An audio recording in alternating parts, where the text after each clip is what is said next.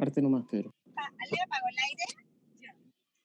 Hola, buenas tardes. Bienvenidos todos a este seminario online, a este webinar, donde vamos a conocer algunos de los proyectos de título de este año en la carrera de Arquitectura de la Facultad de Arquitectura y Urbanismo en la Universidad de Chile.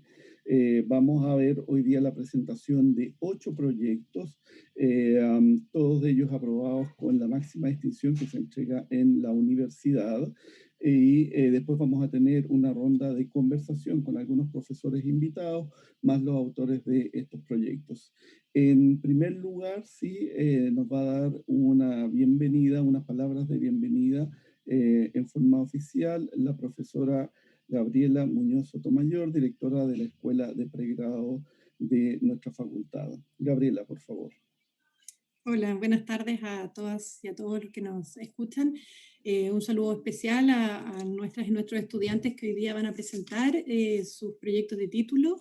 Esta instancia que estamos desarrollando en las 3 carreras de la facultad ya se realizó con las memorias de título de la carrera de Geografía y esperamos próximamente poder hacerlo con los proyectos de título de la carrera de Diseño.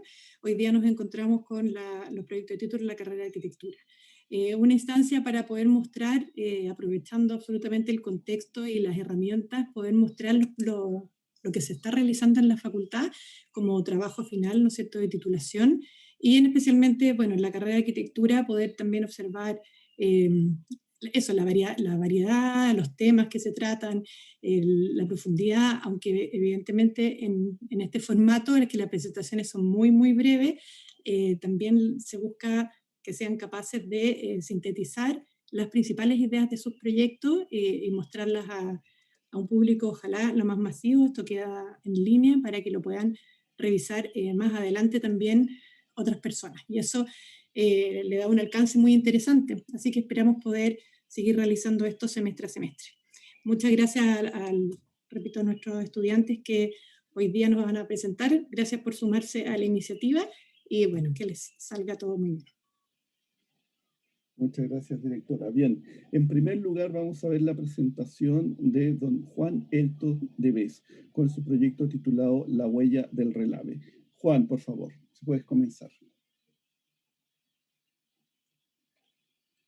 Bueno, en primer lugar le quería mandar un afectuoso saludo al profesor Osvaldo, quien dirigió mi proyecto de título titulado La huella del relave, del Parque de Remediación del Relave Africano, sobre el tema de reclamación de paisajes post-extractivos. Bueno, son diversos los desencadenantes que han hecho urgente el diseño de programas destinados a subsanar y recuperar los 743 relaves mineros que existen a nivel nacional. Actualmente suman 7.190 millones de metros cúbicos. Como para ponerlo en contexto, alcanzaría a llenar como 11.000 estadios nacionales. Uno pensaría que los relaves están en el norte, pero resultó muy sorprendente notar en la investigación que la región metropolitana es la segunda región que concentra la mayor cantidad de toneladas de relave, sumando 2.029 millones de metros cúbicos en tan solo 27 relaves. Uno de estos programas se emplaza en la ex minera africana, en Pudahuel. El potencial económico, las modificaciones regulatorias y el cumplimiento de los estándares mínimos de habitabilidad incentivaron el reprocesamiento del material. Este se ubica a un costado del río Mapocho, frente a la zona de expansión urbana de Pudahuel y Maipú, y muy cercano a ciertos enclaves ecológicos de la zona central, como el propio río Mapocho, la Laguna Carén, el Cerro La Aguirre y todo el cordón de la Cordillera de la Costa. El presente proyecto se construyó con el objetivo de obtener operaciones de proyecto de arquitectura del paisaje a partir del reprocesamiento del relave africano. Dentro de estas operaciones se buscó integrar el valor social para dar forma y uso a una nueva concepción de parque. Por lo tanto, estas operaciones se perfilaron como bajo la idea de transformar el residuo en un bien de uso público que generara beneficios ecosistémicos, sociales y, por supuesto, económicos a futuro. Para lograr este objetivo se sumaron 4 etapas a las 7 ya planificadas para el reprocesamiento del material, sumando 11 años hasta la apertura del nuevo parque. La planta general del proyecto resultó entonces como una acomodación y composición de geometrías resultantes entre la faena minera y el uso del parque.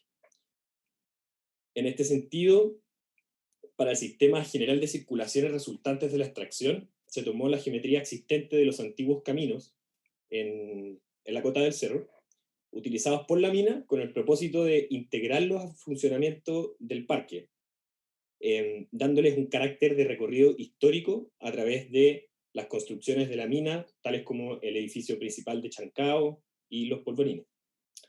Por lo tanto, la geometría curva de la zona media del parque permite generar un recorrido continuo y espontáneo, el que se contrasta y unifica a través de ciertos elementos rectos formando las circulaciones verticales. Fruto de esta como conjunción de geometría resulta un conjunto de áreas de manejo, las que se diferencian por sus años de reforestación y además caracterizan a cada uno de los caminos horizontales y entregan dinamismo al recorrido. Dichas geometrías de las áreas de manejo posteriormente se utilizaron para caracterizar tanto los accesos, como se ve en la imagen, como la zona media del parque, permitiendo unificar el lenguaje del proyecto, entendiéndolo como un total y no como una sumatoria de operaciones en el paisaje. Finalmente, cada una de estas áreas, tanto en su positivo como en el negativo, como decía anteriormente, son colonizadas con programas como plazas, miradores, áreas de concesión o de uso múltiple, y esta dinámica entonces va a permitir al parque acoger nuevos usos como producto de la utilización en el tiempo, formando parte de la estrategia de apropiación y de participación ciudadana en la lógica de un parque de remediación.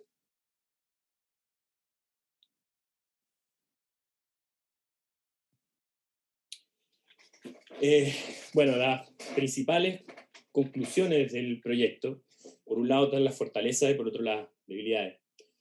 Primero, en Pudahuel es una de las comunas con más bajo acceso a infraestructura verde, insertándose en un paisaje con fuerte acción antrópica, y por lo tanto en este sentido la restauración del paisaje del Relal Africana se adscribe bajo un enfoque restaurativo de tierras degradadas creada explícitamente en la restauración de servicios ecosistémicos cruciales que los bosques entregan.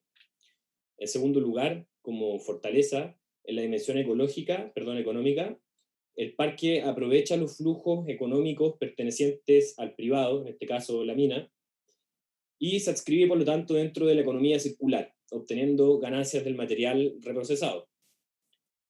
Dicho aprovechamiento, entonces, se desarrolla a partir de la actividad minera, aprovechando las partidas de reprocesamiento para la construcción de gran parte del parque, por lo tanto, disminuyendo la necesidad de inversión pública y además mejorando sustancialmente la relación costo-beneficio. Y para terminar, las debilidades, esta infraestructura, la construcción de esta infraestructura por parte de una empresa minera puede ser un desincentivo para la inversión en el reprocesamiento del relave. Pero esta inversión igual puede significar un pie para empresas dedicadas a la recuperación de paisajes degradados, como en un nuevo sistema económico que podría funcionar bajo una nueva política de recuperación de suelos en base a economía circular, transformando la fuente de ingreso en un manejo sustentable de la tierra. Y el caso del Relal Africana es un caso muy particular en Chile, lo que dificulta replicar el modelo en otras ciudades. Pero el crecimiento exponencial de la ciudad de Santiago, producto de la centralización, hacen que este tipo de problemas sean muy exclusivos de la metrópoli. Sin embargo, hoy ya existe una amplia diversidad de casos a lo largo de Chile, los que con un modelo eficiente podrían funcionar como un sistema integrado de parques. Muchas gracias. Bien, muchas gracias por tu presentación, Juan. Vamos a continuar ahora con María José Gómez y el título, su proyecto de título titulado De la infraestructura a la promenada. María José, por favor. Sí, ¿se ve? Se ve. Ya. Bueno, buenas tardes. Igual que mi compañero anteriormente, este proceso de título fue guiado por Osvaldo Moreno, a quien aprovecho también de agradecer por el conocimiento agregado y la excelente exposición que siempre presentó. Bueno, desde mi seminario comencé a explorar los conceptos de movilidad urbana, espacio público y experiencia cotidiana, tomando como consideración o caso de estudio la infraestructura de Metro de Santiago. Este sistema de trenes se encuentra en constante crecimiento y más allá de los avances que puede tener desde lo académico, de su expresión no se aprovecha su expresión multidimensional y que no va más allá del logro funcional que hoy día tiene, lo que nos produce que hoy día podamos ver espacios escenográficos en donde finalmente disminuye la interacción social, la recreación y el desarrollo cultural de la población, particularmente en zonas de mayor vulnerabilidad socioeconómica. Bueno, con este planteamiento inicial, se escoge como caso de estudio la extensión de la actual línea 2 de Metro de Santiago hacia la comuna del Bosque, donde se proponen 4 nuevas estaciones a lo largo de toda la avenida Padre Hurtado, desde su límite con la cisterna hasta el inicio de San Bernardo. A partir de este hecho, se propuso desarrollar un proyecto que consolida un nuevo paseo público de aproximadamente 4,2 kilómetros de extensión y que posiciona la calle como el espacio urbano por excelencia, permitiendo a la población reencantarse con su entorno comunal. La intervención permite repensar y optimizar el uso de los espacios públicos a partir de 3 bases estratégicas. La primera, la reconfiguración de la movilidad urbana, trabaja disminuyendo las vías de circulación vehicular y aumentando las vías para los peatones y para los ciclos, aumentando también los cruces peatonales a modo de templado de tráfico y también de conectividad, y proponiendo una ruta accesible transversal a todo el proyecto. También se trabaja en relación a los distintos cruces, planteando también distintas propuestas tanto de diseño vial como arquitectónicas. Luego, la segunda estrategia tiene que ver con la activación del espacio público, en donde se trabaja a través de franjas programáticas, incorporando áreas verdes consolidadas y también el desarrollo de un paisaje nocturno. Y finalmente se consolida un paisaje urbano sostenible, en donde se trabaja el concepto de identidad local a través de la generación de una imagen urbana, en donde se utiliza el lodito existente y se genera una propuesta de vegetación tanto arbórea como herbácea a modo de alineación. Y además, utilizando el concepto de sustentabilidad, se incorporan las superficies permeables tanto para captar, infiltrar, retener y reutilizar las aguas lluvias.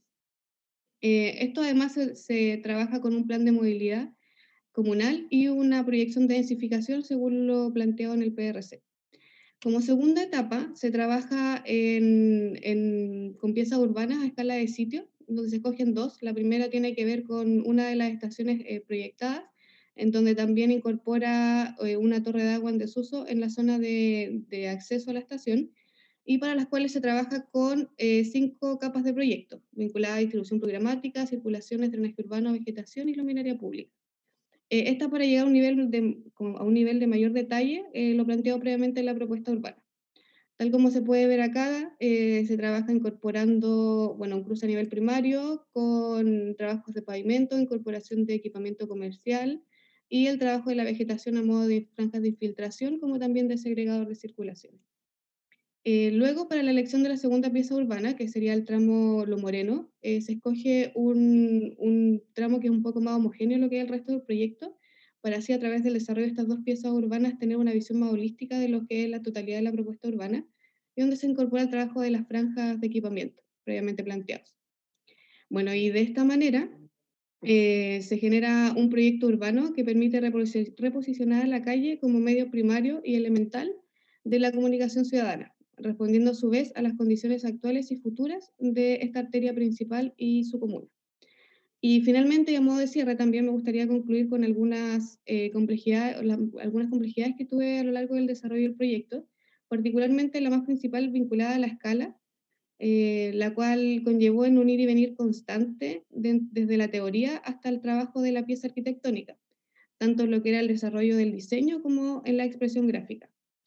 Y bueno, y finalmente además me permitió cuestionar el quehacer arquitectónico en cuanto al análisis, evaluación y caracterización de la movilidad urbana en entornos locales y cómo desde nuestra disciplina podemos aportar a la construcción de paisajes urbanos más resilientes, capaces de poder adaptarse a las condiciones climáticas y al mismo tiempo generar espacios que permiten un desarrollo social integral y que le otorgan una mejor calidad de vida a la población.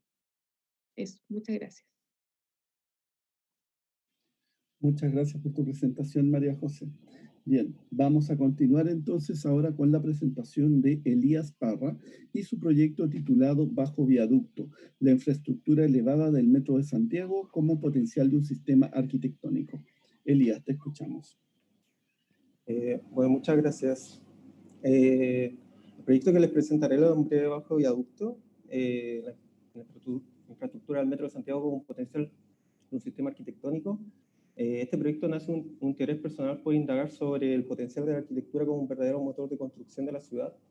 Y aprovecho también este momento para darle las gracias a Mario Marchán, que fue mi profesor guía, y también a Noelia Caro y Martín Álvarez, que fueron mis compañeros también del título y también compañeros amigos y bastante críticos del proceso. La infraestructura de servicio de la ciudad siempre ha existido, sin embargo, desde el establecimiento de los límites de la ciudad de Santiago como una frontera económica, y la actual falta de herramientas del Estado para sostener proyectos urbanos a largo plazo, la infraestructura como herramienta de acción a corto plazo ha adquirido especial relevancia como motor de uno de los principales motores de construcción de la ciudad y conexión. Sin embargo, su condición monofuncional, ingenieril y repetitiva no deja espacio para la arquitectura, respondiendo netamente a una lógica macroescalar, entendiendo la ciudad como un ítem medible y cuantificable.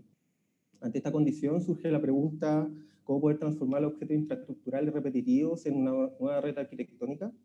De esta forma se plantea poder ver los objetos infraestructurales como unos tipos infraestructurales, pudiendo relacionarlos de forma directa con el estudio del tipo arquitectónico. Para esto primero se clasificaron y se ubicaron los tipos infraestructurales operativos de la ciudad de Santiago, y una vez visto su potencial, se eligió trabajar con el Metro de Santiago y su condición elevada mediante el viaducto, debido a que es una de las infraestructuras mayormente promocionadas por los gobiernos de turno y el transporte público principal de la ciudad de Santiago. Esta condición es posible encontrarla en 3 sectores de Santiago, y a pesar de que opera de manera similar, entre ellos se elige trabajar con la línea 4, la cual aborda 7,2 kilómetros de extensión sobre la periferia, en un ancho que permite ser habitado y con una diversidad de restricciones que deben ser abordadas por el proyecto. Antes de pasar a investigar la condición más precisa, en el proceso se planteó la investigación del tipo arquitectónico, entendiendo que este estudio permitiría ver en retrospectiva estrategias proyectuales con las cuales han operado otros edificios, principalmente como el Stadtbad de Berlín, el cual planteó un edificio viaducto de 700 arcos, los 500 eran habitados por programas. Con estos insumos proyectuales se planteó el proyecto en base a la condición del lugar, entendiendo la infraestructura como sistema per se por repetición. El proyecto buscaba establecer una red de equipamientos que pudieran ser añadidos y complementados a las estaciones de metro. En definitiva, se planteaba una red de equipamientos que abarcaba los 7,2 kilómetros y que podían potenciarse en base a las condiciones del lugar, estableciendo así 12 programas, 2 por cada estación. Una piscina, un cuartel de bomberos, un centro de desarrollo artístico, un gimnasio, un auditorio, un invernadero, un edificio de deportes alternativos, una biblioteca, un jardín infantil, un bulevar comercial, un mercado y un edificio de estacionamientos. Entonces, así la propuesta arquitectónica se estableció como un viaducto habitable que se organizaba a partir de una sucesión de pórticos de ancho variable según el programa que iba a acoger en su interior, adoptando distintas características, desde una pasarela o una estación a un recinto cerrado, las cuales serían unificadas mediante un paseo público que actuaba como espacio central en cada proyecto. Este se testea entre la estación de Los Quillayes y Lisa Correa, sector escogido por la diversidad contextual con la cual interactúa y por ubicarse su equipamiento entre 2 comunas, entre los límites de estas, Puente Alto y La Florida, respondiendo al programa específico de una biblioteca y una piscina temperada y proponiendo un sistema de juegos infantiles como lugar de ocio y recreación al aire libre. El proyecto entonces se inicia en las estaciones de metro, los cuales se presentan como puntos de partida. Los cabezales, el proyecto se inicia en las estaciones de metro, los cuales se presentan con los puntos de acceso de mayor movilidad. Se plantea la ubicación del equipamiento de los cabezales y los accesos peatonales hacia el viaducto, los cuales, más allá de consolidarlos como puntos de acceso, también permitían la intensidad del uso y acceso de forma transversal hacia el viaducto.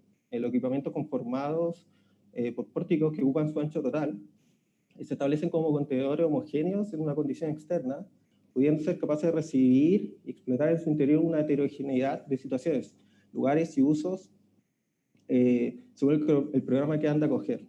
Por tanto, se define un marco de acción, una estructura que permita surgir el contenido.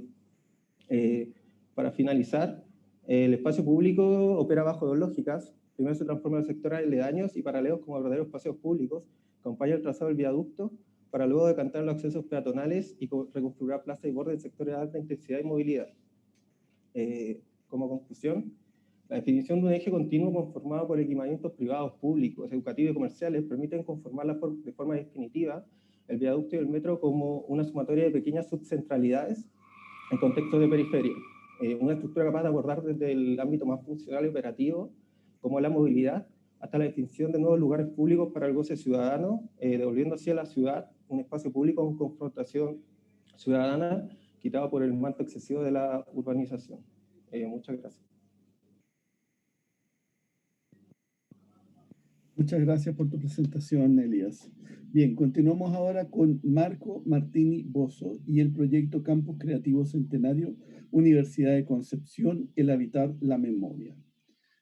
Por favor, te escuchamos, Marco.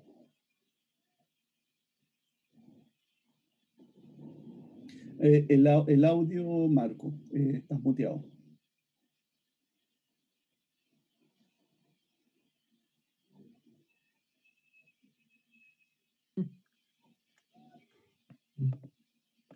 ¿Ahí sí? Ahí sí, perfecto. Ya.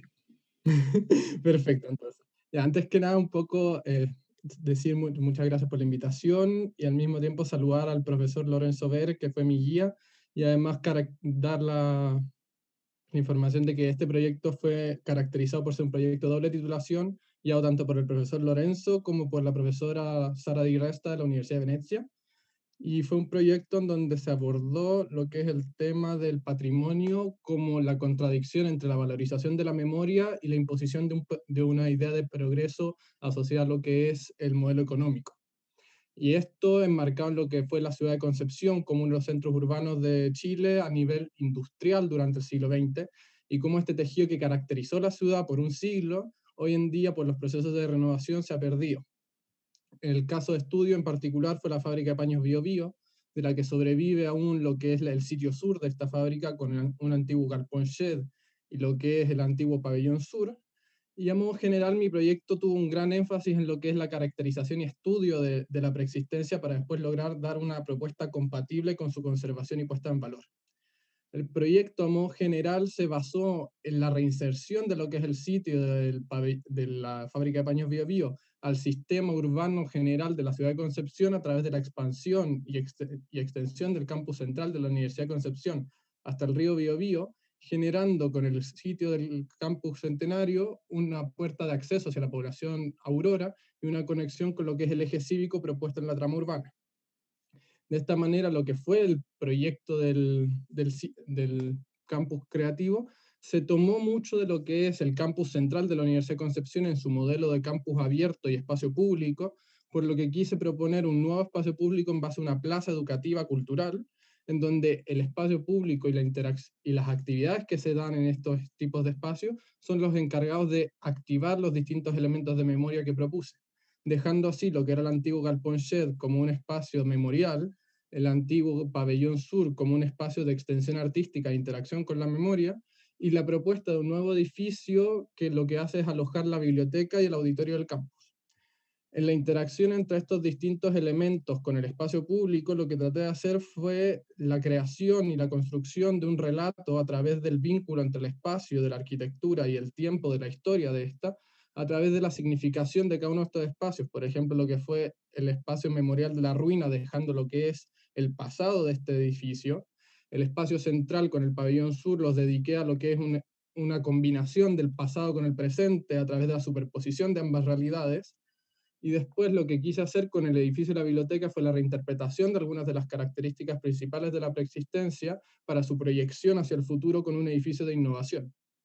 Si bien yo diseñé lo que fue el campus, enfoqué lo que es el trabajo de diseño arquitectónico a lo que fue la recuperación del edificio del pabellón sur, con un espacio de interacción entre el arte y la memoria, en donde el espacio público se integra con el espacio interior a través de una serie de espacios recreativos y expositivos, donde en un nivel superior se combina con el acto creativo en las salas de talleres que vienen acompañadas por la preexistencia y su carga de memoria, y se termina con lo que es la creación de un nuevo espacio capaz de alojar distintos eventos, tanto institucionales como vecinales, dando siempre que la característica del proyecto es la integración entre la propuesta, la presencia constante de lo que es la preexistencia y la superposición de esta con elementos contemporáneos, lo que permite sinergia entre las partes para activar la memoria y reintegrarla al circuito urbano y al tejido socioespacial de Concepción.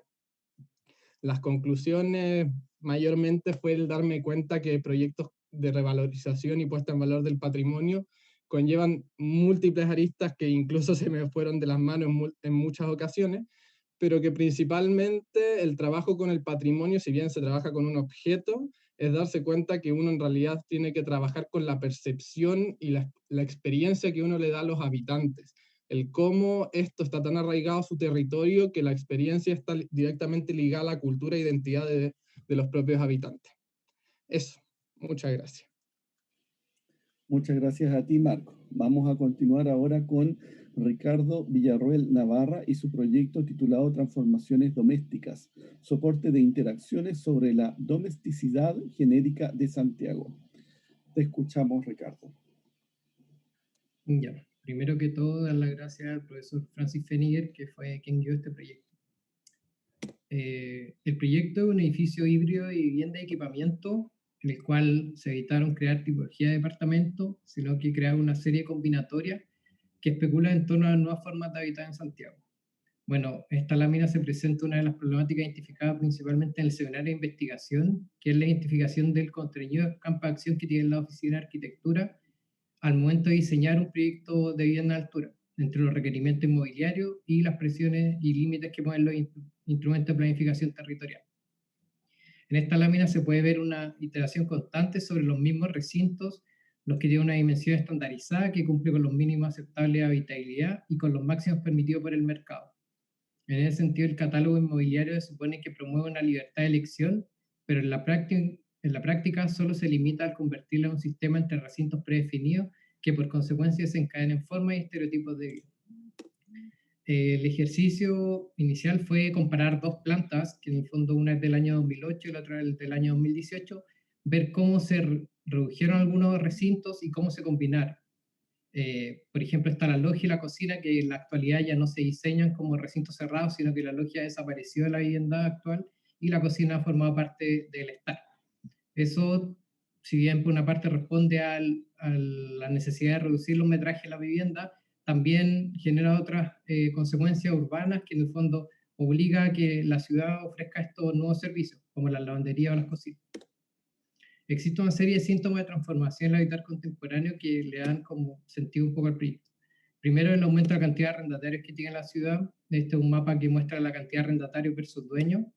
Esto se debe principalmente al valor de la UF por metro cuadrado, como ha aumentado exponencialmente en la última década.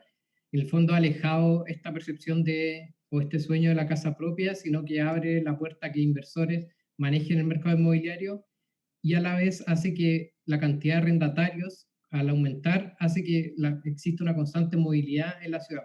O sea, cada unidad que se diseña es posible que vivan 20 o 10 personas a lo largo de su vida útil, por lo cual requiere una capacidad de adaptación. Otro de eso, las nuevas formas de trabajar. Bueno, como este proyecto fue hecho antes de la pandemia, el teletrabajo no estaba tan en boga, pero bueno, ahora queda más demostrado que es factible y se va a quedar por mucho rato las nuevas formas de trabajar y obligan a flexibilizar algunos espacios y a adaptarlos. El envejecimiento de la población, que en el fondo es como estas unidades que se diseñan actualmente no piensan en la progresión que está teniendo este rango etario en el tiempo. Otros son los nuevos núcleos familiares, que en el fondo este gráfico muestra cómo ha aumentado la cantidad de hogares en Santiago, pero a la vez disminuye la cantidad de personas que lo constituyen, ya que existen hogares unipersonales, monoparentales o parejas solo, lo cual ha roto con el estereotipo clásico de familia con el cual se diseñaba hace un par de años la vivienda en la ciudad. Los últimos 2 puntos, el más importante, el servicio a través de aplicaciones móviles, que también con la pandemia se ha visto incrementado, como los delivery de comida han suplido algunos recintos de la vivienda, como por ejemplo la cocina, que la hace un poco prescindible en algunos casos, y también las tipologías domésticas en la ciudad. Esto me refiero principalmente a un restaurante, por ejemplo, o una cocina de arriendo, que antes eran actividades propias de la vivienda, pero como se ha reducido el espacio, estas han sido obligadas a salir de la vivienda y han inundado el espacio urbano. Bueno, el proyecto se emplaza en el centro de Santiago, en Teatinos con Santo Domingo, un lugar de alta actividad urbana e inmobiliaria, y la primera estrategia micro, que como la definición de las combinatorias, parten de los recintos base del catálogo inmobiliario, y el edificio se plantea como un chasis que ofrezca superficie y la posibilidad de que cada usuario pueda definir qué recintos requieren su unidad y cómo los distribuye. Esto hace relación con que en la actualidad, por ejemplo, cuando uno es un departamento de 54 metros, sabe que este va a ser de 2 dormitorios y 2 baños, y acá se propone que cada persona pueda distribuir como quiera esa superficie. Acá se ve la combinación base, que en el fondo es el dormitorio, baño y chaf, y después uno de ahí va armando la combinatoria que quiera. La definición del edificio parte por primero completar la manzana, se define una plaza interior, se aterraza el edificio para mejorar la iluminación de esta plaza interior y se generan plazas elevadas. Este es un esquema base. Estos son los programas que acompañan el edificio, que en el fondo responden también a las tipologías domésticas que hablaba anteriormente. Acá es cómo se distribuyen las áreas comunes, las circulaciones verticales, que en el fondo están posicionadas en los cabezales del edificio y a la salida de las áreas de circulación vertical, que en el fondo aumenta la fricción entre los usuarios de este edificio y obliga un poco a colectivizar. Esta es una vista exterior que muestra más o menos la escala del edificio. En la isométrica también se puede ver las alturas que tiene el edificio y por qué operó bajo los requerimientos de los instrumentos de planificación territorial y algunos márgenes que se manejan en el mercado inmobiliario. Esta es la plaza pública, el primer piso, y la idea era generar un área que se complementara mejor con la calle y no generar una barrera o un límite como sí lo generan muchos edificios de vivienda en el centro. Acá es importante mencionar cómo la estructura fue cambiada por una serie de marcos rígidos que permitían definir una planta libre y no depender de estos muros que definan la proporción de mi unidad. Acá se puede ver un corte en la proporción de la plaza y la crujía simple, la relación que tienen las plazas elevadas con la vivienda, y finalmente una imagen de una plaza elevada que cumple un rol que en la actualidad no se puede dar en algunas partes en la primera planta, sino que se da en esta área elevada. Gracias. Bien, muchas gracias, Ricardo. Vamos a continuar ahora con Odette Garrido y su proyecto titulado Velotopía. Odette, por favor, si puedes compartir.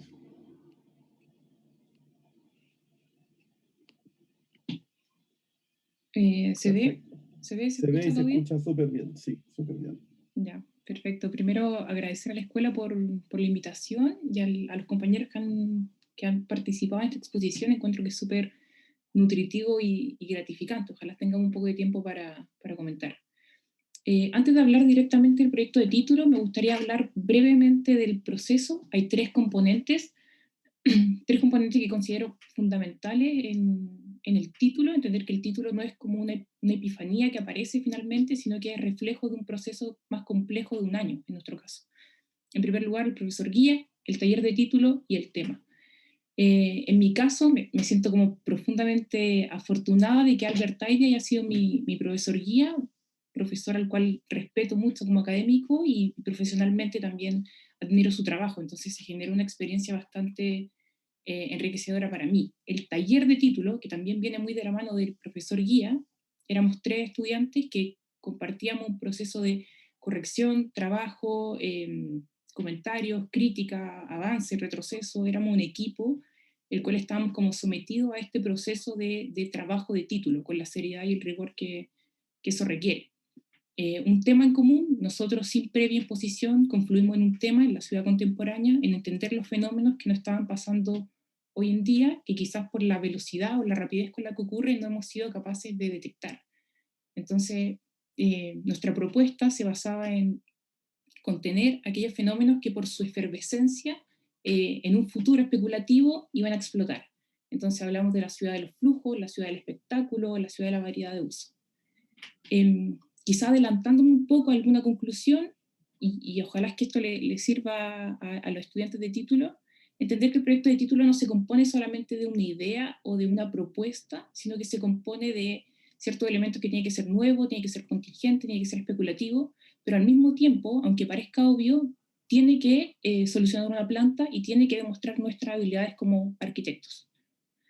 Entonces, en mi caso personal, parte de una característica súper intuitiva, que fue identificar a la bicicleta como un sistema de transporte para acceder al trabajo. Dentro de este proceso de la bicicleta como sistema de transporte para acceder al trabajo, se reconoce la imposibilidad de una serie de factores y la escasez de espacio y la escasez de programa que tenía esta al enfrentarse a la ciudad contemporánea. Entonces el proyecto junta las nuevas formas de circular y las nuevas formas de trabajar. De esta manera el proceso de título se desarrolla en torno a dos líneas de investigación paralelas. Por una parte, todo lo que tenga que ver con el mundo de la bicicleta, a dónde van, por qué van, entender que la bicicleta es el sistema de transporte más eficiente en distancias de hasta 8 kilómetros, de alguna manera resiste a este mundo contemporáneo, a un sistema de transporte ineficiente dentro de la ciudad, que después se vino incluso más como en alza, producto de la pandemia y estallido social, y entender por otra parte, por otra línea paralela, cómo han sido los espacios de trabajo, cómo han ido mutando durante el tiempo y cuáles son sus características, desde que la revolución industrial se produce por primera vez esta diferenciación entre el espacio de industria o como la obra, y el espacio administrativo. Entonces pasamos por un periodo como de panóptico, un periodo del paisaje de oficina y un periodo actual como de este espacio compartido. Dicho eso como contexto, ahora nos vamos a introducir a este mundo del trabajo compartido, de la bicicleta, y vamos a entrar en velotopia. Velotopia es una combinación de palabras, bicicleta y lugar, una utopía en la que convive la bicicleta al interior de los espacios de trabajo.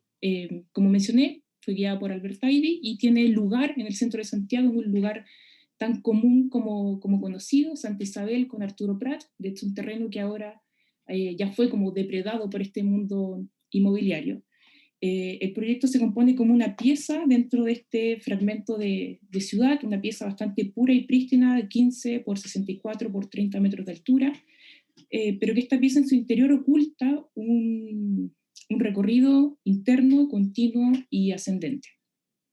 Una planta de primer piso que en su interior lo que hace es llevar este mundo público de la ciclovía hacia un interior mucho más privado. Lo interesante del proyecto es que a pesar de ser una planta libre, tiene una configuración que responda a cada una de sus necesidades. Puede ser desde la lógica como del cowork, de arrendar una silla, una mesa o incluso un piso completo. El interior del edificio, esta rampa, se transforma en arquitectura, se transforma en estética, en un edificio que al mismo tiempo es una consigna que visibiliza la bicicleta dentro de la ciudad y que utiliza cada uno de sus espacios.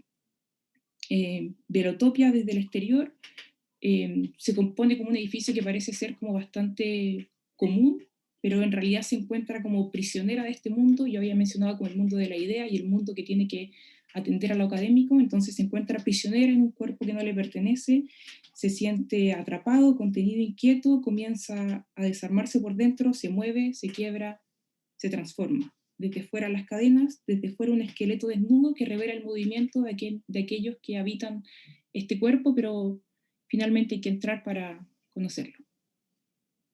Eso. Gracias. Muchas gracias a ti, Odette.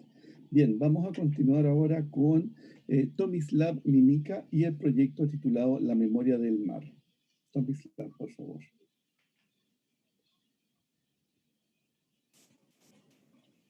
Bueno, me deja compartir la pantalla. Ahí está.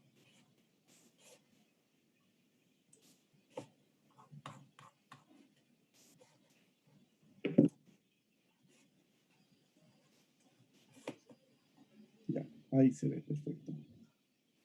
¿Se ve, cierto? Sí, se ve y te escuchamos bien. Ya, sorry la demora que No, el computador está un poco lento. Ya, primero que todo, el proyecto se llama La memoria del mar. Es un memorial para los detenidos desaparecidos que fueron arrojados desde helicóptero y amarrados al rieles en las costas chilenas de la quinta región. Esta fue una de las formas más utilizadas durante la dictadura para desaparecer cuerpos. Y el proyecto lo que busca es hacer un cementerio sin cuerpos que simbólicamente dé lugar a quienes yacen en las profundidades del mar, otorgando un espacio para duelo a los familiares, sobre todo. Se asume que más de 800 cuerpos desaparecidos fueron desaparecidos de esta forma. Esa es la vista exterior. El proyecto se emplaza en Quinteros, que fue el lugar donde se encontraron rieles, se encontraron el único como vestigio de estos hechos, lo único que puede asegurar de que se arrojaron personas al mar, y se emplazan dentro de una quebrada, es un anillo y una línea recta que mira directamente al lugar de los hechos. Ahí se puede ver el proceso que tenían los militares de amarrar a las personas en rieles y arrojarlas directamente al mar. ¿Por qué muestro esto? Porque encuentro que es uno de los hechos más trágicos y increíbles que ha pasado en la historia reciente de Chile, y no está muy en boga. Esto no es un tema dentro del tema de detenidos desaparecidos, un tema que no se habla mucho, por lo menos hasta hace un tiempo. Esta es la planta de emplazamiento del proyecto. El proyecto, si bien este hecho no tiene un punto exacto, hay un punto donde se encontraron los rieles, ese punto en el mar, y mi intención era traer esos cuerpos de vuelta de forma simbólica a través de arquitectura que puede materializar de alguna forma esto a la tierra.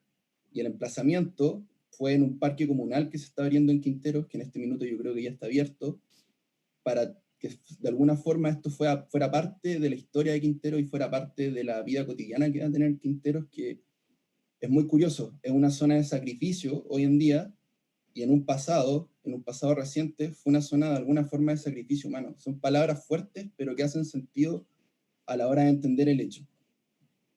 Estos son los esquemas iniciales del proyecto, desde el esquema inicial hasta cómo se tradujo en arquitectura y hasta un hecho simple del proyecto, que es lo que consta de este espacio que voy a hablar más adelante, que son los nichos que representan a cada una de las personas arrojadas al mar. Se asume, como ya dije, que son más de 800 personas. El proyecto está compuesto por este anillo circular de 2 niveles y una línea recta que es tangente. La línea recta contiene el descenso y acceso y un remate que mira hacia la bahía en el único lugar donde se encontraron los rieles como el lugar de la evidencia, el lugar de los crímenes, dando a conocer que de alguna forma el mar es un cementerio. Los anillos representan 2 lugares antagónicos. Uno que es el subterráneo, que está más vinculado con la ausencia, con el vacío, con estas personas que desaparecieron. Y el segundo es un anillo que se establece como una plaza de la memoria, que es el anillo que sale a tierra, que trae al recuerdo estos cuerpos, piensa en completar el luto de las familias, y está compuesto por 800 nichos que, a medida que se vayan revelando las identidades de quienes desaparecieron, supuestamente se podrían llenar, o quizás, como sea más probable, llenar nunca.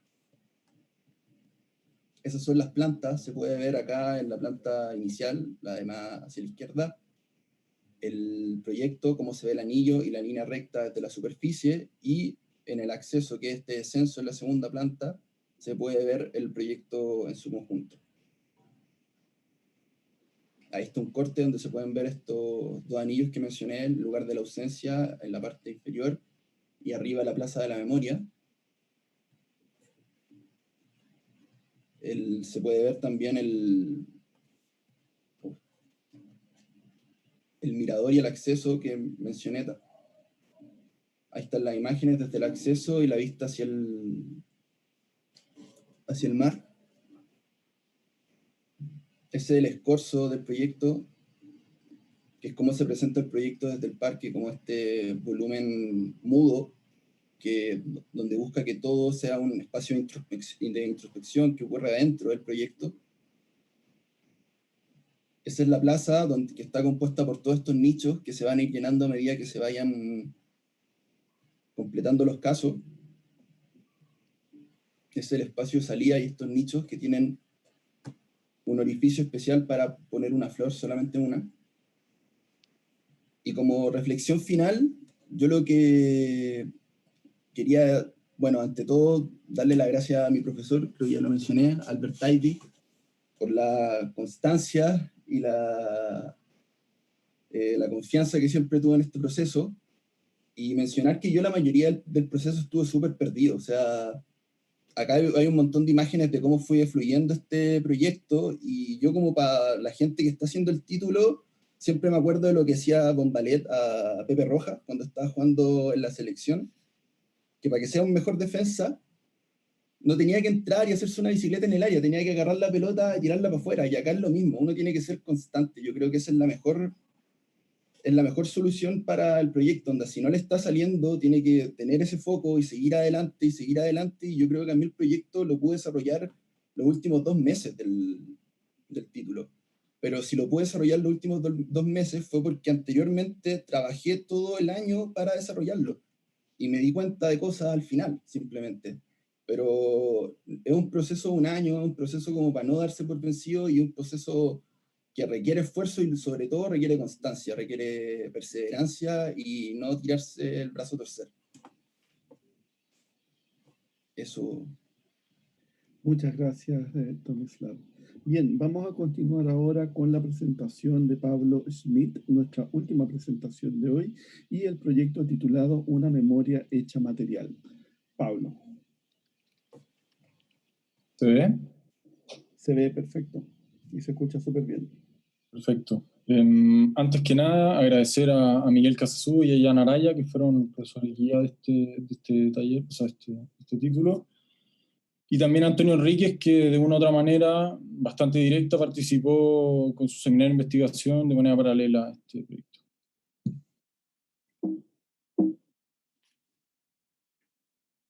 Una estructura híbrida cónica, formada por sábanas y rayos de bicicleta flectados sobre ella, ha encontrado su equilibrio luego de unir los segmentos correspondientes de la membrana entre sí y de acomodar su perímetro inferior sobre la superficie del suelo.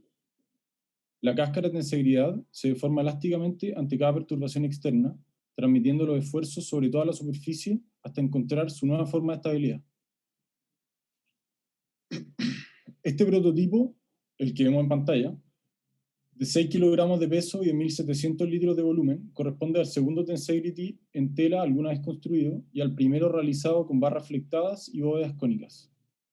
El material híbrido que lo compone se obtiene al pretensar la tela de sábana con un aparejo de radio de bicicleta funcionando como arco de compresión, adquiriendo resistencia a la flexión en 2 sentidos ortogonales.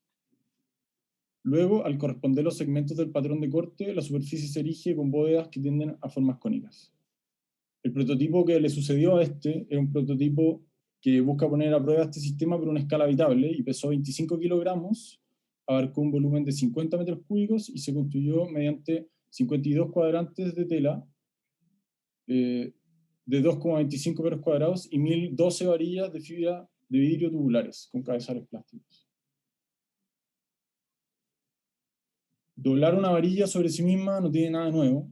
Doblar 1.000 ordenada sobre una tela prefigurada que se vuelve a doblar sobre sí misma, tal vez sí tiene algo nuevo. ¿Qué hay en medio entre esas dos operaciones? ¿Qué es lo que hace que uno vaya del primer modelo al último? Si se observa con detención la varilla flectada, su cuerpo ha adquirido una rigidez estructural por estar contorsionada. Ha variado su forma y a cambio su flexibilidad, y ha acercado con una curva a un espacio de aire que contiene en su interior. Este procedimiento al que somete el material es conocido como active bending o flexión activa, y es donde se usa activamente la flexión como un proceso de autoformación.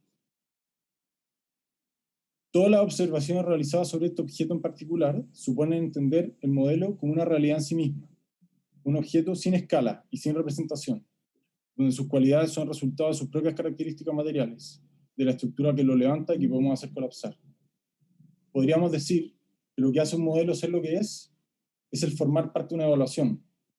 Un modelo no es una maqueta, un modelo es una prueba sin resultado asegurado. Estar sujeto a una serie que esconde detrás intenciones del proyecto. Entre ambos modelos inicialmente relatados hay una distancia que evidencia una extensa exploración. Son necesarias cientos de variaciones sobre el primero y no menos decisiones sobre el segundo para hacerlo encontrarse. En esta parte del trabajo, la exploración, la que construye memoria sobre quién investiga y se transforma en referencia para su propio trabajo. Independiente del uso y del input que un encargo entrega a un proyecto, cada quien diseña el mundo que conoce. Y este proyecto se intenta instalar como, en definitiva, un proyecto es. el contenido de una agenda, los intereses y certezas que saturan los requerimientos de un encargo. Este proyecto, si bien no se explica únicamente desde allí, se ordenó desde el principio entre dos discursos paralelos que se buscó enfrentar o siempre se tuvieron presentes.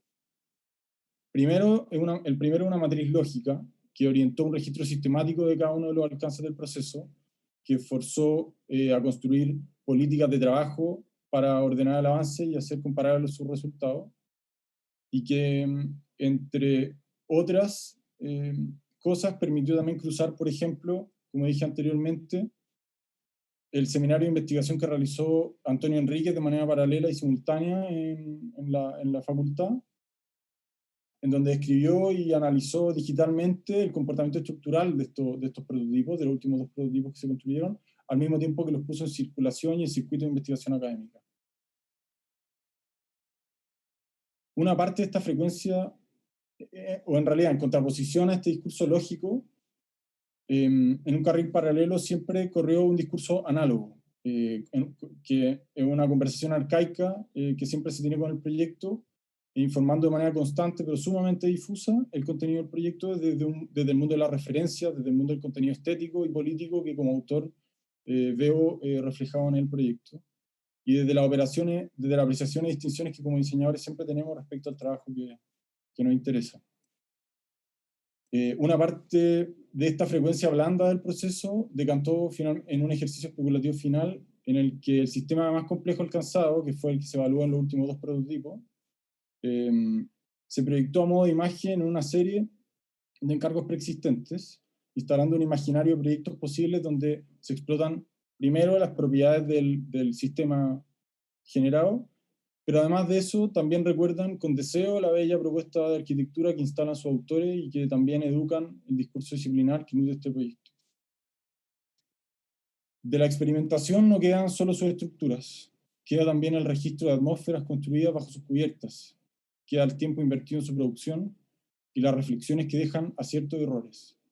Al final, queda una memoria enriquecida por observar y trabajar detenidamente con la materia. Muchas gracias.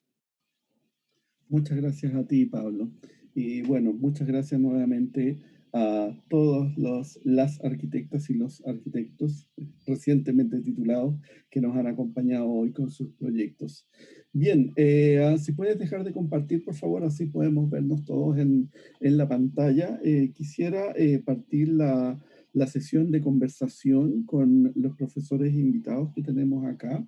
Y más allá, por supuesto, de las opiniones que todos podamos tener sobre los proyectos que hemos visto, hay un punto con el que me gustaría iniciar esta conversación, y es el hecho de que todos estos proyectos fueron desarrollados en un año y en condiciones sumamente particulares, ¿no es cierto? En este contexto de confinamiento, de pandemia, probablemente algunos partieron el semestre anterior y como que ya se nos empieza a olvidar que el semestre anterior también fue muy, muy difícil por las condiciones del estallido social.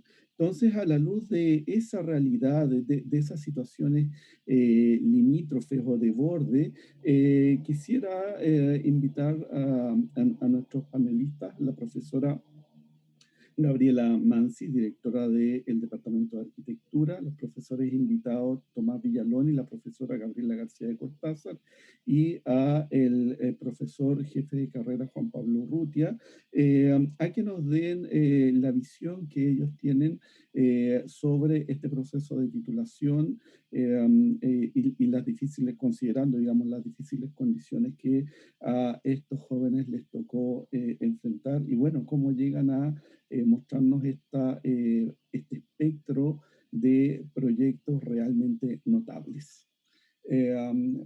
No sé quién quiere iniciar. Profesora Mansi, directora del Departamento de Arquitectura, por favor. Muchas gracias, Pedro. Muchas gracias por la invitación. Mil disculpas por haber llegado tarde. Realmente es una maravillosa oportunidad de ver expuesto el trabajo de los estudiantes, pero también está expuesto el trabajo de la facultad, de la escuela. Y me parece muy significativo como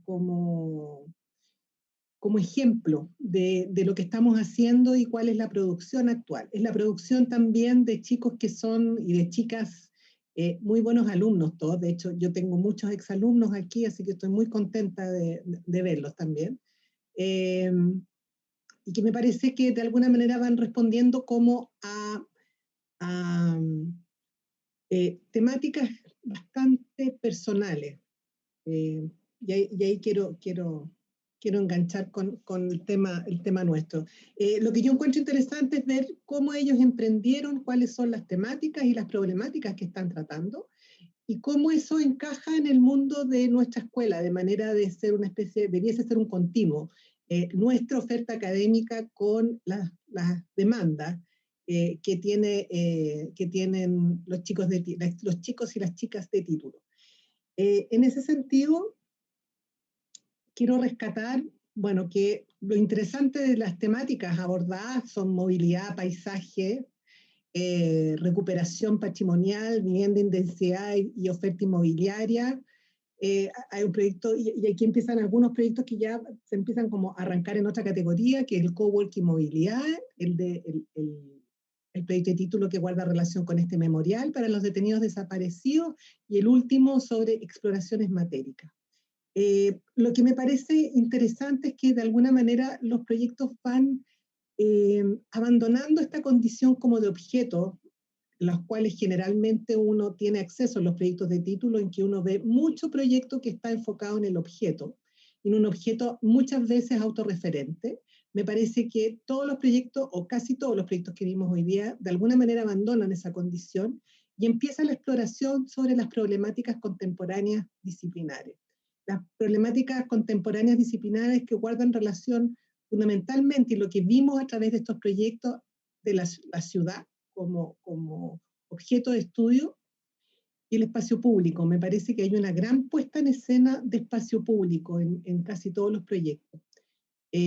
Cosa que me parece muy interesante, porque tengo la sensación que como oferta académica nosotros no estamos proponiendo una oferta que guarde relación con el diseño de espacios públicos. Y eso me parece tremendamente significativo, que los alumnos sí identifican que el espacio público es un tema fundamental dentro de las relaciones que se tejen al interior de la ciudad. Asimismo, los dos proyectos de paisaje me parecen tremendamente interesantes, porque hay uno que es paisaje urbano y el otro que es un paisaje de recuperación. Desgraciadamente no alcancé a llegar a la exposición completa de Juan, pero de alguna manera había visto su proyecto. Y también me parece que el tema paisaje también es un tema tremendamente contemporáneo, tremendamente urgente, que habla de paisaje y medio ambiente, y que tengo la sensación que como oferta académica tampoco la estamos supliendo. Entonces, me parece una muy buena oportunidad la que nos están dando los estudiantes, en el fondo, de revisar cuáles son realmente las problemáticas que ellos han puesto hoy día aquí sobre el tapete, y que tal vez nosotros no hemos estado considerando en nuestra oferta.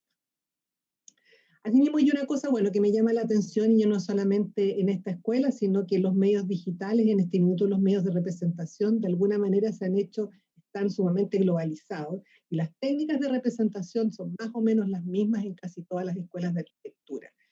En que uno antes, cuando los medios eran más análogos, uno reconocía la mano de las escuelas. Hoy día ya no se reconoce. Se reconoce un lenguaje casi universal. Y en ese sentido, me parece que el mundo digital de la representación tiene una posibilidad maravillosa de ser investigado, y creo que podría dar origen también a una oferta académica que guarde relación con exploraciones a nivel de representación, cosa que creo que sería muy positivo para no tratar como de homogeneizar el lenguaje. Yo sé que es muy fuerte, porque nuestra cultura visual hoy día es tremendamente invasiva, que todos los proyectos que se presentan, los últimos concursos, no sé si está Tomás por ahí, que vimos el concurso del museo que se juró esta semana o la semana pasada, y en realidad, claro, el lenguaje es uno mismo, es casi uno solo, está muy homogenizado. ¿Cómo explorar? Me parece una tremenda oportunidad. Eso en general, me gustó mucho ver la variedad de proyectos, pero más que nada es la variedad de temáticas, estas problemáticas que abandonan esta cosa como de ser social tan casi como eclesiástico, y que en el fondo emprende sobre la ciudad y ve a la ciudad como fenómeno de estudio, ve a la oferta inmobiliaria también, que me parece muy importante también el tema que planteó hoy día Ricardo Villarroel, que es cómo replantearnos la oferta inmobiliaria, que no es una oferta que se guíe por las necesidades de sus usuarios, sino que son necesidades económicas. Y por lo tanto creo muy interesante lo que han planteado hoy día los estudiantes. Y en realidad más que estudiantes hoy día son colegas. Así es, muchas gracias, profesora Mansi. Quisiera tomarme un minuto para aclarar y agradecerle la elegancia del gesto. Usted usó la palabra de que entró atrasada. Eso no es así. Fue responsabilidad nuestra en la coordinación de esto que nos traspapelamos ahí. Así que vayan mis disculpas por eso, profesora. Bien, profesora Gabriela García de Cortázar, quisiéramos escuchar ahora su visión sobre este espectro de proyectos. Gracias, Pedro, y gracias a todos los colegas por las presentaciones de sus proyectos de título. Yo creo que siempre es bueno el mirar atrás y ver lo que uno ha hecho, más encima cuando el proyecto de título es tan significativo y tiene tanta épica, ¿no es cierto? Que creo que es muy bueno que se dé esta instancia de poder mirarlo retrospectivamente y quizás mirarlo críticamente y hoy también ser honesto con las cosas buenas que tiene y reconocérselas, ¿no? Como que creo que eso es excelente. Y por otra parte, creo que también es el hecho que se pueda dar esta conversación online para mostrar su trabajo y también obviamente que les sirve mucho a todos los que están haciendo título ahora y que están también pensando en cómo empezar, ¿no? Así, aparte que siempre es bueno juntarse a hablar de proyectos y de arquitectura, así que creo que eso como instancia a los organizadores y también a ustedes por sus presentaciones, creo que es muy positivo para la cultura arquitectónica de la escuela.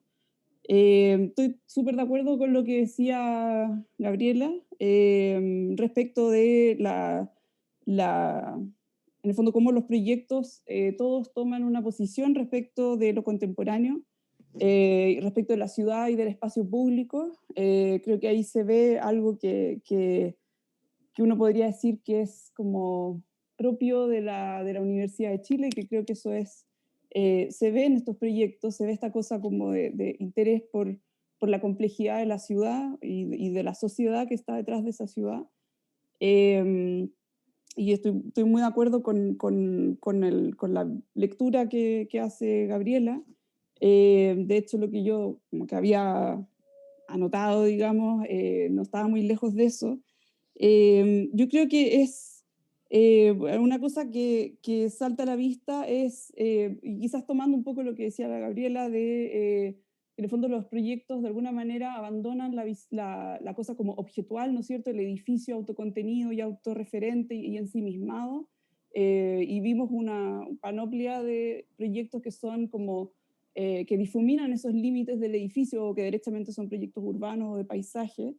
Yo creo que lo bonito es que ese abandonar esa condición de objeto, cierto, prístino, que tienen varios de estos proyectos, si no todos, tiene que ver también con que a la vez logran mantener una conversación bastante clara con la objetualidad allá fuera del proyecto de arquitectura. Es decir, trabaja, o sea, es muy notable como aquel que se plantea un parque está hablando con un relave, con un desecho de minera, que María José, que se plantea el tema de la calle, está hablando con espacio en desuso o del metro.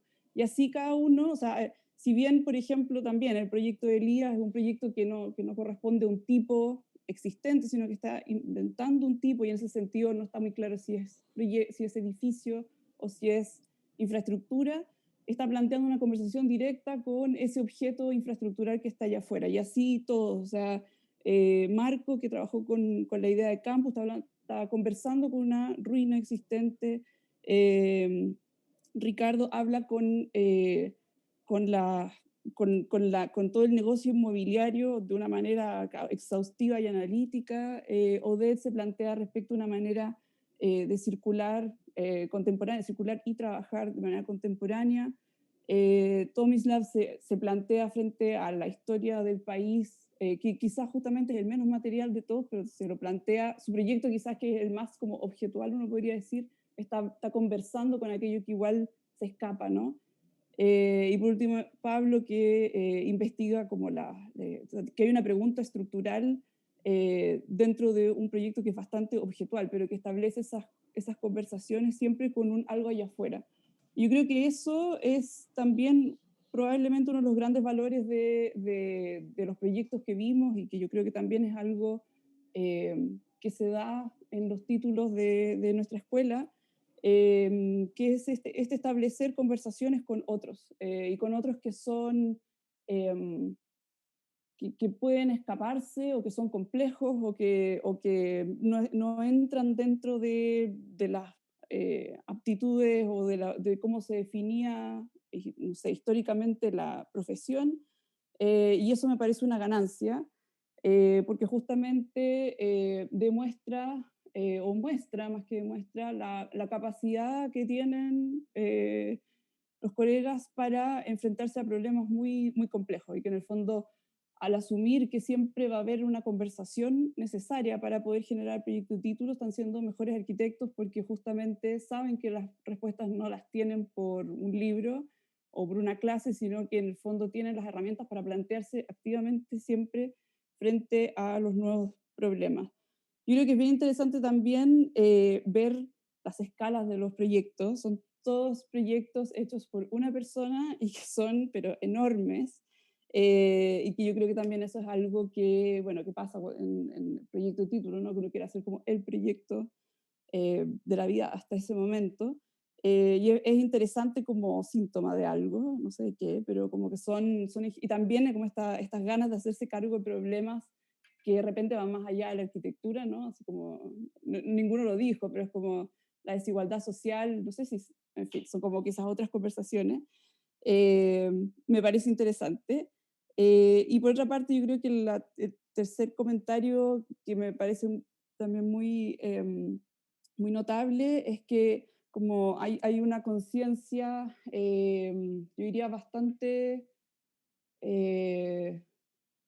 avanzada, se podría decir, de el trabajo con los tipos, de plantearse frente a los tipos existentes o que son necesarios de inventar para pensar cuál es la posición de la arquitectura dentro de esta sociedad, ¿no? Entonces, hay muchos proyectos que hacen referencia, que conversan con la historia de la arquitectura, que hablan de vivienda, los campus, el parque, los monumentos, y la calle, pero también hay otros pero en general siempre hay una pregunta como de invención del tipo, o cómo se puede redefinir. Yo creo que eso también, bueno, a mí me interesa por los intereses propios, ¿cierto? Como la conversación con la historia, y que en el fondo, además, este arquitecto de la Universidad de Chile o de esta escuela, además de plantearse frente a estas oportunidades que hay allá afuera y plantearse como creativamente, a la vez se puede plantear como sensiblemente respecto de la historia de la arquitectura, de entender que uno no está inventando, sino que estás trabajando sobre los hombros de otros, hacia atrás y otras.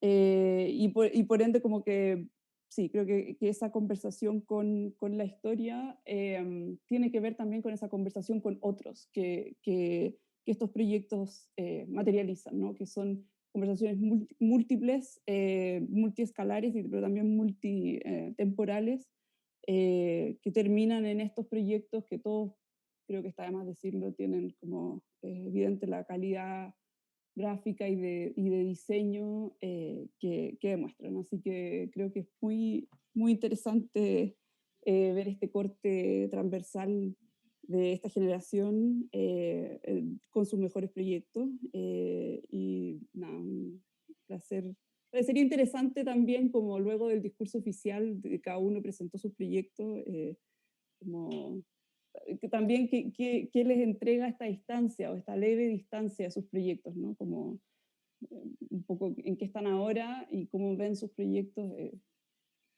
quizá, no sé si para ahora o para después, pero gracias a todas y todos.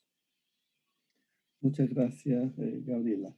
Bien, Juan Pablo, Tomás, no sé quién quiere tomar la palabra para continuar, por favor.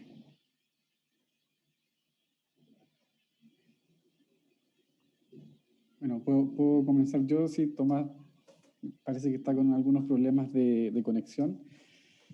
Primero que todo agradecer a cada presentación, son tremendos proyectos, ya los habíamos revisado por otras instancias, por algo llegaron acá, del compendio de todos los trabajos mejor calificados, se hizo una curatoría donde participó, bueno, Tomás, Gabriela, Diego Vallejos, Beatriz Codefe. Entonces se escogieron los 12 mejores proyectos que se invitaron a presentar acá. Lamentablemente no pudieron estar todos, así que primero disculparnos con aquellas personas, quizás faltó tiempo para avisar, pero agradecerles también su trabajo. De hecho, no está acá el trabajo de Leonardo Quintero, que fue el seleccionado para el concurso Archiprix, pero bueno, probablemente algunos de ustedes van a estar participando en las demás instancias como Arquisur y como Riva. Quería hacer énfasis que esta muestra, ¿cierto? Este panorama refleja una instancia muy importante en la carrera. No me refiero por ser el título, sino que son los últimos proyectos del plan formativo del 98, ¿cierto? Nosotros ya el próximo año vamos a graduar por primera vez, a titular por primera vez, a la primera generación de los estudiantes que entraron en el 2016. Entonces, de alguna manera esta instancia y por lo visto, lo expuesto, lo he escuchado, dan ganas de que existan otras para de alguna manera coronar este proceso de esta malla que duró 22 años, ¿cierto? Con sus falencias, con sus debilidades, sus fortalezas, con sus ajustes que se fueron haciendo. Entonces, esta última generación es reflejo de una malla que ya se está extinguiendo, que ya está prácticamente extinta. O sea, ustedes son como sus últimos referentes, y creo que lo que mostraron hoy día habla muy bien de lo que se ha buscado conseguir en la escuela, no solo en este último periodo en el que nosotros estamos en la escuela, en la jefatura, sino que lo que significa la Universidad de Chile, como bien lo planteó Gabriela Mansi o recién Gabriela García de Cortázar, con aquella visión de lo público, de lo social transformado en edificio, no lo social solo como discurso, sino que materializado en propuesta arquitectónica. Y eso se agradece siempre, porque a veces hay muchas buenas intenciones, pero pocas demostraciones de llevar eso a la arquitectura. Entonces, eso sin duda que habla bien de ustedes, de sus procesos, sus profesores guía, etc. Así que más allá de las felicitaciones, quería también poner el tema que siempre está en discusión sobre la dualidad de la instancia del proyecto de título, la dualidad en cuanto es la instancia certificadora de que ustedes son profesionales arquitectas y arquitectos, pero a la vez sigue siendo una instancia académica que tiene que de alguna manera contener cierta exploración, ¿cierto? Exploración disciplinar. Y me atrevería a decir que en el caso de todas sus exposiciones logran conjugar de una manera equilibrada aquella dualidad que se plantea como tal, porque a veces hay proyectos que son súper resolutivos, cumplen profesionalmente, pero no tienen ninguna propuesta desde la arquitectura, desde lo disciplinar, ¿cierto? Mientras que hay otros que a veces tienen un muy buen discurso, una muy buena propuesta, pero poco nivel de desarrollo como lo planteaba Odette, que era lo que le planteó su profesor guía. O sea que había que conjugar estas dos visiones. Y en todos los casos creo que eso se da de una manera magistral, o sea, súper bien. Todos tienen un discurso, que muy bien lo dijo Gabriela, todos plantean un tema, ¿cierto? Una discusión de arquitectura, más allá de demostrar la capacidad resolutiva que ustedes tienen como arquitectos y como arquitectas. Entonces, eso habla súper bien, sobre todo porque hay una diversidad súper importante en los proyectos, no solo en cuanto a temas, como se ha mencionado, sino que también en cuanto a alcances, a escalas, a enfoques. O sea, la organización que se dio de los proyectos dio cuenta de aquello, ¿cierto? Partiendo por problemas de paisaje a escala rural, ¿cierto? A escala metropolitana, suburbana, hasta llegar a soluciones más bien particulares desde la política de lo material, ¿cierto? Con el proyecto de Pablo. Entonces eso, independiente de la escala del tema y de la diversidad que ello significa, en todo se pudo apreciar esa doble tarea que tiene y que encomienda el proyecto de título, ¿cierto? Que no es nada fácil. Y eso creo que habla muy, muy bien de la escuela, porque queriéndolo o no, esa diversidad no es casualidad, no se manifiesta solo porque ustedes son distintos, sino que se manifiesta porque también se permite, porque se facilita o porque se estimula. Ojalá se estimulara más, ¿cierto? Yo recuerdo hace 10, 15 años titularse con un proyecto paisaje era sacrilegio prácticamente, o con una solución constructiva era impensado. Sin embargo, hoy día se puede, eso es mérito obviamente de ustedes, que se atreven a indagar en nuevas expresiones, nuevas formas, nuevas escalas, nuevos lenguajes, y también de un plantel de profesores que les permite, que les apoya y que les acompañe en este proceso. Así que nada más quería agradecer eso, y como nos queda poquito tiempo, darle la palabra a Tomás, que no sé si está con problemas de conexión o no, si nos puede responder. Aquí estoy, Juan Pablo. Eso. Gracias, Tomás. Aquí estoy. Le pido disculpas a los alumnos, pero estaba justo trasladándome y la comunicación se cortaba en el intertanto, pero tuve la fortuna, la gracia de poder escuchar a todos los proyectos, y la verdad me siento extremadamente orgulloso de ser un FAU de tomo y lomo, porque es un nivel fantástico, la verdad.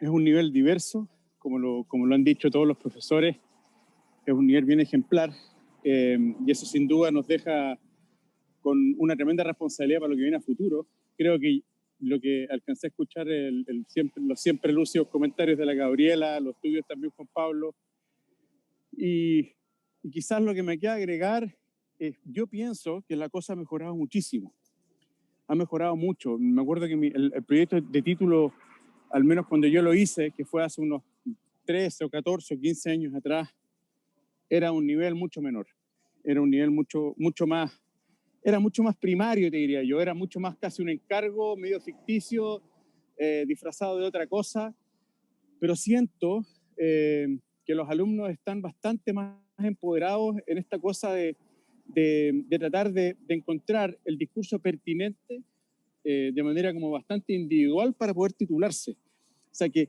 el estudiante es finalmente el que define la manera en cómo se va a titular, y así debiera ser, ¿no? Yo recuerdo en mi generación esa cosa era bastante menos afortunada. Uno tomaba un caso que eran generalmente bastante prototípicos, bastante reiterativos e insistentes, y uno se terminaba titulando con un proyecto que era casi una extensión del quinto año o del cuarto año. Siento que ahora los estudiantes están en una posición muchísimo más desafiante, situándose, ¿no es cierto?, en una situación políticamente comprometida, socialmente activa, demandante obviamente de ciertas cosas, tanto así que los proyectos han empujado nuevos formatos, siento. Veo, por ejemplo, el proyecto Pablo, que su entrega necesitó, no quiero decir con ello que, aparte de ser fantástica, la entrega necesitó de un tipo de formato diferente para poder mostrarse. Necesitó contar su proceso de una manera distinta. Entonces, finalmente, Pablo Schmidt empuja al formato, empuja a que la escuela también lo acepte, y con eso se avanza, y eso es lo que debería pasar siempre, yo creo, con la escuela. El proyecto Juan Elton, me pasa un poco lo mismo. O sea, yo hace 10 años era imposible titularse con un proyecto de paisaje, era una cosa inaudita, y veo un proyecto, pero fantástico, la verdad. Se ve un arquitecto bastante experto en paisaje, o sea, de un programa de magíster perfectamente. Entonces, me da mucha gratitud ver cómo se han amplificado esos horizontes, ver cómo los mismos estudiantes probablemente los han ido empujando, y cómo los profesores, de alguna manera, hemos tenido que ir recogiendo ¿no es cierto?, esos nuevos formatos y esos nuevos desafíos. Y la FAU, como siempre, en este tipo de cosas va siendo como punta de lanza, porque los temas van siendo siempre muy reales, con alto compromiso social, con distintas escalas, con distintos formatos.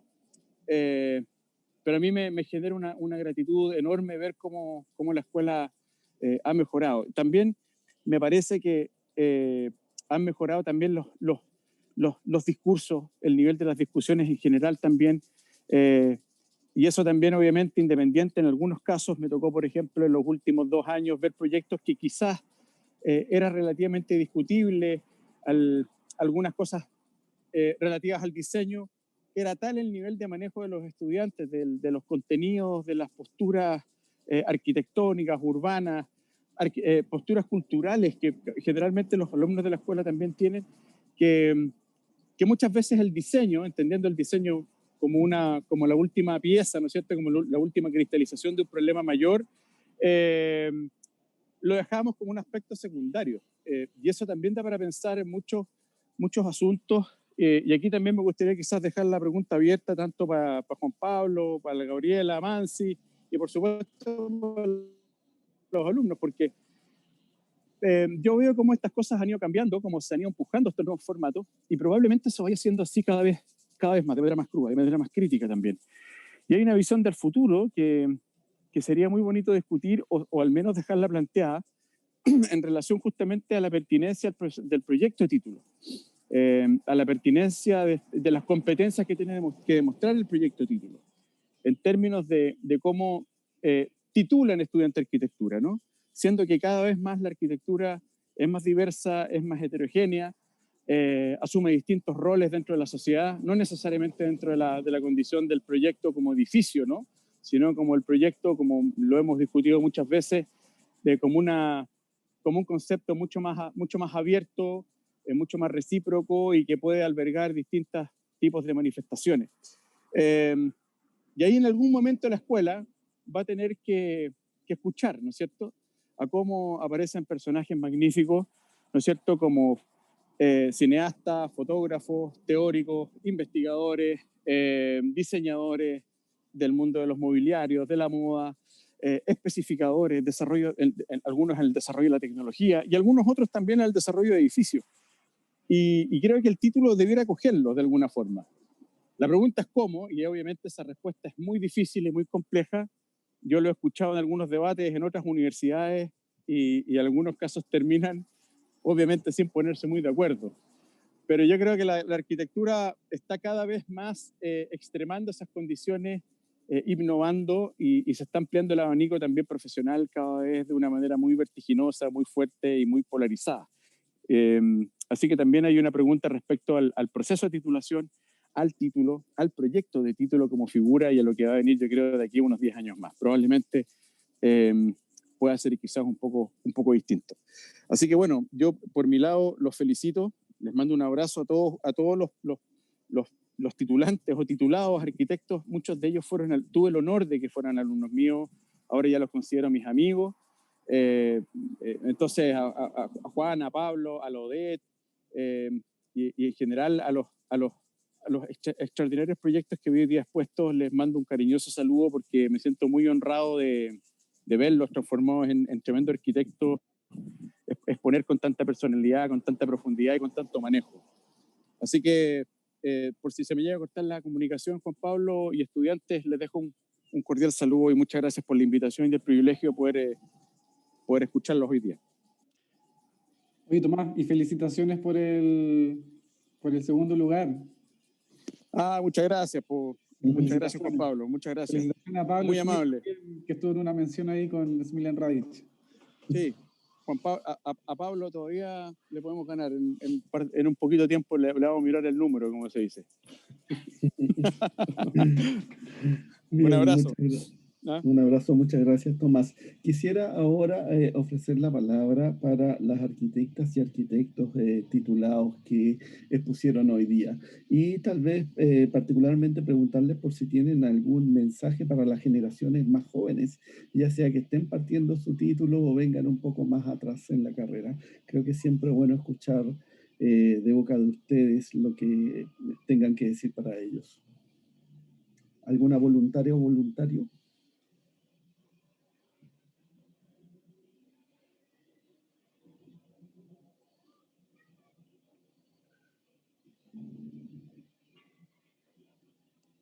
Bueno, ya que nadie se ofrece,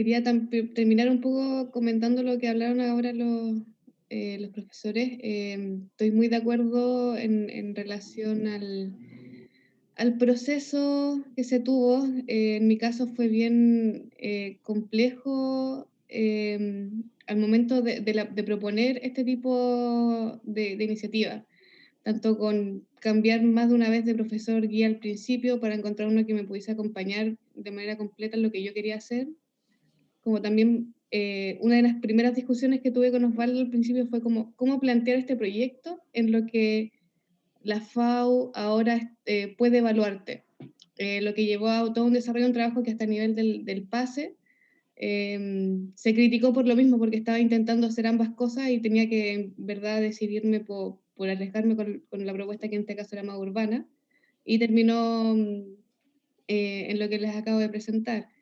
Entonces, un poco creo que varios de nosotros tuvimos un punto de inflexión entre lo que se hacía antes y lo que se estaba proponiendo, y creo que ahora se está abriendo un poco más esa oportunidad de explorar con más libertad.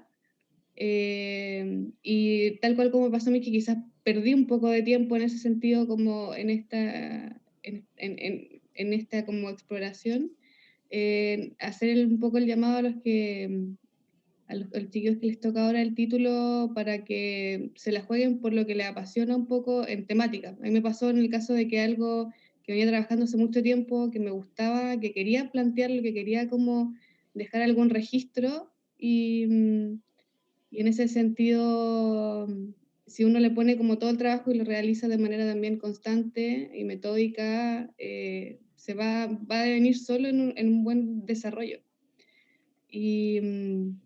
Y claro, también mucho lo que dijo Gabriela, igual si es que es posible también el llamado a que se abran más instancias en la FAO para también ampliar un poco todo las distintas temáticas. En mi caso va desde un lado más de propuesta urbana, pero también considerando todo también lo que han estado hablando el resto de los compañeros. Es necesario igual porque llega mucho que el momento de título prácticamente uno empieza a estudiar todo de cero, porque hay muchas temáticas que nunca se vieron antes, ni en taller, ni en lo teórico. Así que eso, también gracias por también la oportunidad. Esto es como un primer paso también para transparentar este tipo de situaciones. Muchas gracias por tus palabras, María José. Pablo, por favor. Sí, a mí la verdad es que me gustaría primero agradecer la instancia. Creo que es bueno tener la oportunidad de mirar un poco en retrospectiva el trabajo que se hizo y con un poco más de calma, después del apuro que obviamente se tiene al minuto de entregar.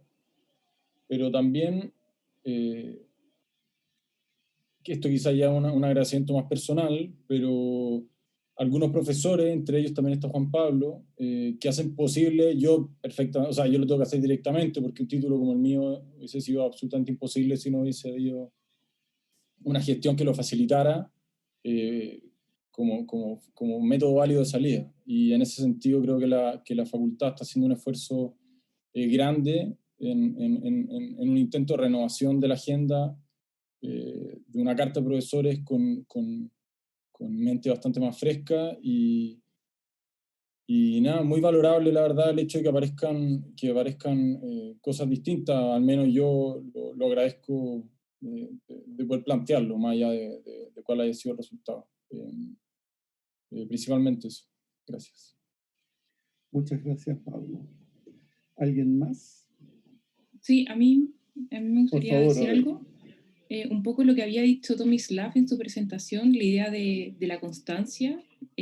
Nosotros tuvimos un año, entiendo que la malla nueva tiene un semestre, entonces nuestro proceso de iteración, de equivocarnos, de volver a aprender, de quizás plantearlo de nuevo, fue un poco más extenso que ello. Entonces, no sé cómo va a jugar un poco eso con la malla nueva, y creo que lo interesante un poco de todas nuestras propuestas que tienen en común es que se están planteando nuevas preguntas que hasta antes no sabíamos bien cómo iban a responder. Entonces un poco que el diseño a priori no lo teníamos claro, por lo menos en mi caso no sabía en qué iba a terminar lo que estaba investigando. Entonces eso, como trabajar constante y no tener miedo como a estas preguntas que uno desconoce lo que va a terminar. Probablemente ninguno de nosotros sabía cuál era el resultado final, y lo importante no era el resultado final por sí solo, sino que el proceso. Muchas gracias, Joder. Precisamente en la universidad son más importantes las preguntas que las respuestas. Es tal vez el momento en la vida para explorar eso en profundidad. Bien, para unas palabras al cierre, la directora Gabriela Muñoz me ha solicitado la palabra. Directora, por favor. Gracias, profesor Sosa. Sí, no, me gustaría como recoger un par de comentarios que se hicieron durante esta jornada para cerrar. Bueno, solo aclarar lo último que dijo Odette, que el título efectivamente en la malla nueva tiene un semestre, pero cuenta de un semestre anterior que es de la problematización, para generar el problema de título. Por lo tanto, igualmente van a tener 2 semestres de desarrollo, solo que con una evaluación intermedia que va a generar, digamos, que el avance vaya más controlado, ¿no? Pero igualmente van a tener un año o 2 semestres en su desarrollo. Quisiera comentar, bueno, evidentemente, como se ha visto acá, la diversidad de temáticas y cómo la escuela se va abriendo estos nuevos espacios que tiene la arquitectura.